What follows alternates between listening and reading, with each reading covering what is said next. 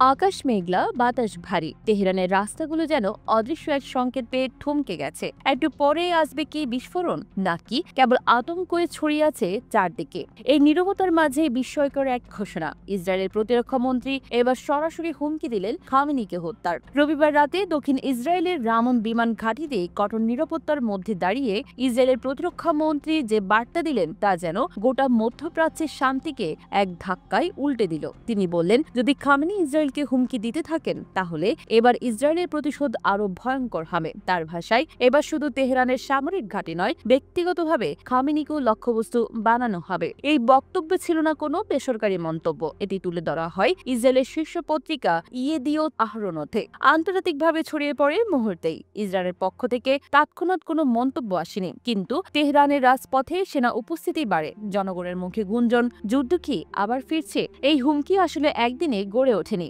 মাত্র ১.৫ মাস আগে ১৩ জন ইসরায়েল আচমকায় হামলা চালিয়েছিল ইরানের সামরিক ও পরমাণু ঘাঁটিতে। তেহরান পাল্টা জবাব দিয়েছিল ক্ষেপণাস্ত্র আর ড্রোন দিয়ে। পুরো ১২ দিন ধরে চলেছিল রক্তক্ষয়ী সংঘাত। আর সেই যুদ্ধের ১০ম দিনে যুক্তরাষ্ট্র প্রকাশ্যে যোগ দেয় ইসরায়েলের পাশে। ইরানের ৩টি গুরুত্বপূর্ণ পারমাণবিক স্থাপনায় বিমান হামলা চালায় মার্কিন যুদ্ধ বিমান। এই সংঘাতে বহু মানুষ হতাহত হয়, গুড়িয়ে যায় ভবন, বিদ্যুৎ কেন্দ্র ও হাসপাতাল। যুদ্ধ থেমে গিয়েছিল, কিন্তু সে আগুন নিভেনি। আর এখন সেই দাবানল ফের ঘনিয়ে আসছে। আজ তেহরানের বাতাসে বারুদের গন্ধ নেই, কিন্তু আছে এক চাপা ভয়। আকাশে মাঝে মাঝে চক্কর দেয় যুদ্ধ বিমান। রাস্তার মোড়ে মোড়ে দাঁড়িয়ে সশস্ত্র সেনারা, তাদের চোখে স্পষ্ট দুশ্চিন্তা। এবার টার্গেট যদি শুধু ঘাঁটি না হয়, যদি নেতার দিকে ধেয়ে আসে আগুন। ইসরায়েল যে বার্তা দিয়েছে তা শুধুই হুমকি নয়, এটা এক প্রত্যক্ষ ঘোষণাপত্র।